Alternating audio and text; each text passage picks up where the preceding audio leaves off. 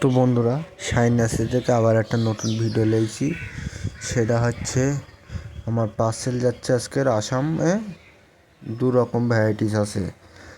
একটা এই ক্যারেটে আছে মিস ইন্ডিয়া ভারত সুন্দরী, আর বোরায় আছে ওই বস্তা প্যাকেট করা হচ্ছে এই সে ইতি আছে গোল্ডেন এইট পেয়ারা।